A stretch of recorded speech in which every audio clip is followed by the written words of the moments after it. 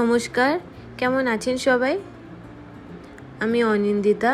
আমার আরেকটি নতুন ব্লগে আপনাদের স্বাগত জানাই। আজকে শুক্রবার, এখন সকাল 8টা বাজে। আজকে বাবা সকাল সকাল ঘুম থেকে উঠিয়ে দিয়েছে। উঠায় বলতেছে একটু শুকটি মাছ রান্না কর, আমি অফিসে নিয়ে যাব। তাই আমি এখন রান্নাঘরে চলে আসছি ব্রাশ করে। একটু তাড়াতাড়ি করছি। শুকটি মাছগুলোকে আগে না একটু গরম জল করে ভিজিয়ে রেখে দিলাম যাতে একটু নরম হোক। শুকটিগুলো না খুবই টাটকা আর একদম শক্ত, কিছুতেই ওর উপরের ছালটা বের হচ্ছে না, তাই একটু গরম জলে ভিজায় রাখলাম।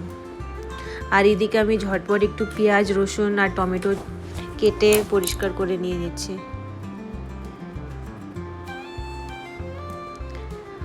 আমি ঘুম থেকে উঠলাম, ভাবলাম ছেলে একটু ঘুমায় থাক, ততক্ষণ আমি রান্না করে নিব। কিন্তু আমি যেমনই উঠলাম, ও জানি না কিভাবে টের পায়, ও উঠে গেল সঙ্গে সঙ্গে।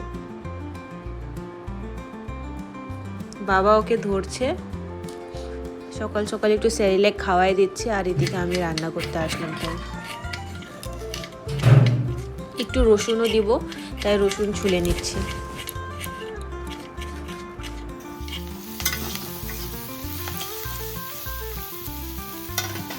এদিকে আমি পেঁয়াজগুলো ভাজতে বসাই দিয়েছি আর একটু লবণ হলুদও দিয়ে দিয়েছি।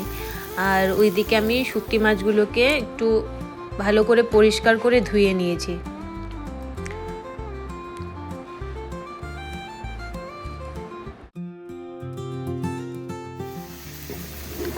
রসুনগুলোকে একটু কুচি কুচি করে কেটে নিয়েছি, আর টমেটো আর রসুন কাটাটাকে দিয়ে দিয়েছি, দিয়ে একটু ভেজে নিলাম 2 মিনিটের মতন।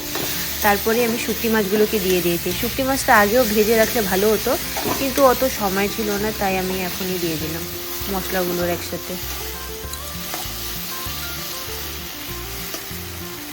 এবার এটাকে একটু ঘেটে ঘেটে ভেজে নেব। শুকটি মাছগুলোকে দেখতে হবে, একটু ভালো করে ভাজতে হবে, ওটা নাহলে কাঁচা থেকে যাবে।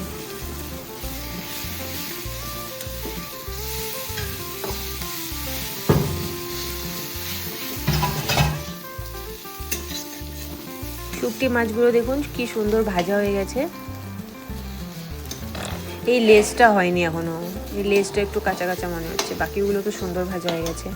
আর টমেটোটাকে না একটু আমি হাতাটা দিয়ে একটু থেতো থেতো করে দিয়েছি, যাতে তাড়াতাড়ি হয়ে যায়। চলুন এবার একটু ধনেপাতা নিয়ে আসি।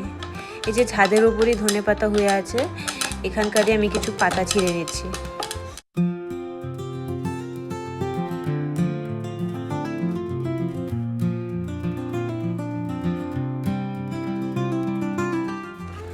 এগুলো না দেশি ধনেপাতা, একটুতেই অনেক সুন্দর গন্ধ হয়,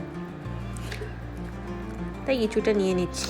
বেশি নিব না, অল্পই নেব, এখনও গাছগুলো খুব ছোট ছোট তো, ছিঁড়তে গিয়ে দেখছি উঠে যাচ্ছে, তাই অল্পই নিয়ে নিচ্ছি।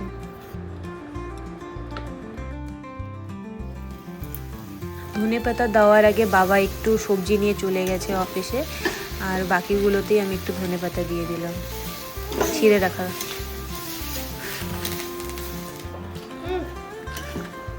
হয়ে গেছে আমার শুকটি মাছের কি বলবো মাখা, চাটনি, শুকটি মাছের চাটনি।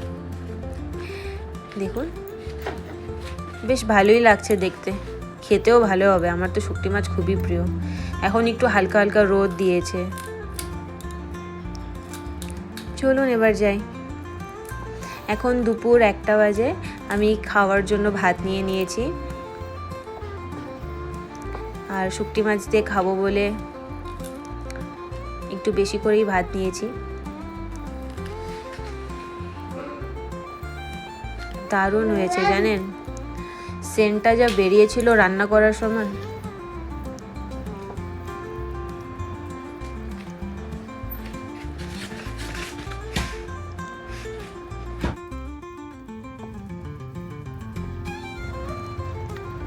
খেতেও খুব অসাধারণ হয়েছে।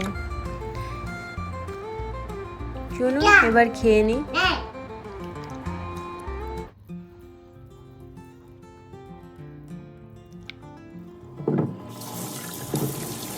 এখন সন্ধ্যা 6টা বাজে।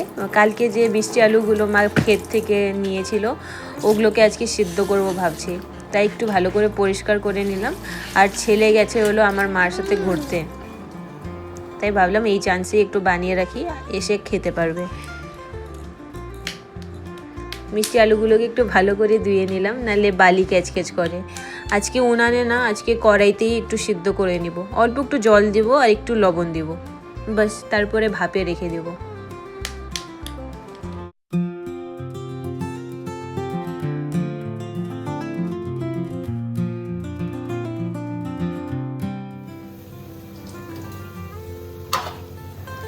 চলুন এবার এটাকে ঢেকে দিই, এটা হতে থাক, আমি গিয়ে ততক্ষণ অন্য কাজগুলো করে নিব। আমার ছেলে আসার আগে আমার অনেক কাজ থাকে, ঘর গুছানো হয়, একটু আমি ফ্রেশ হয়ে নিই, কাপড় গুছানো থাকে।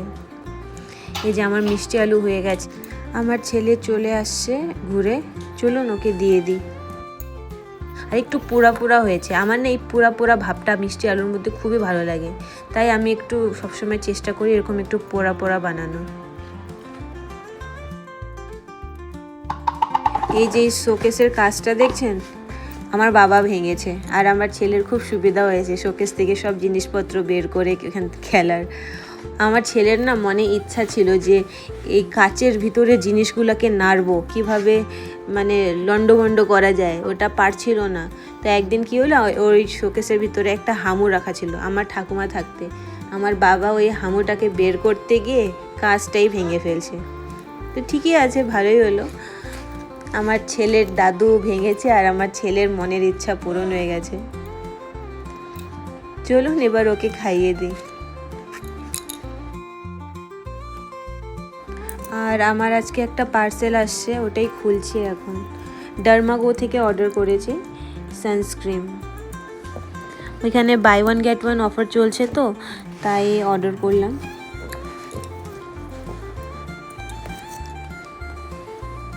আমি যখন থেকে প্রেগনেন্ট হয়েছি তখন থেকে আমি এই সানস্ক্রিনটা ইউজ করা শুরু করছি, বেশ ভালোই স্যুট করছে।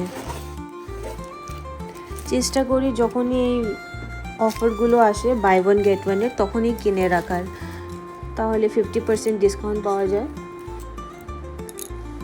এই যে জিঙ্ক মিনারেল সানস্ক্রিন, আগে আমি কেমিক্যাল সানস্ক্রিন ইউজ করতাম অ্যাকোয়ালজিক্যাল, ওটাও খুব ভালো ছিল, কিন্তু তারপরে অনলাইনেই দেখলাম সবাই বলছে যে প্রেগনেন্সিতে নাকি কেমিক্যাল সানস্ক্রিন ইউজ করা ভালো না, তখনই আমি মিনারেল সানস্ক্রিনে শিফট হয়েছি।